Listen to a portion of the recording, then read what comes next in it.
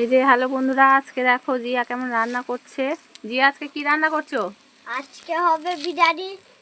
ও জিয়া কেমন বিরিয়ানি করছে দেখো। আজকে জিয়াই আমাদের রান্না বান্না করবে। এইদিকে আলু ভাজা হয়ে গেছে, ওইদিকে বাকি মাংস টাংস হচ্ছে, আর এদিকে জিয়া রান্না করতে বসেছে।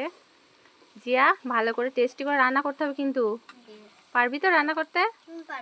আর এই মাটির চুলোয় রান্না হচ্ছে, হ্যাভি হবে। মাটির চুলোয় রান্না খুব সুন্দর লাগে খেতে। তো দেখো জিয়া এখন পেঁয়াজ ভাজছে।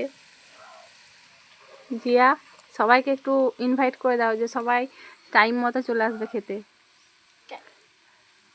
ভালো টাইম মতন চলে আসবে খেতে। সবাইকে নিমন্ত্রণ করলাম। Hello guys.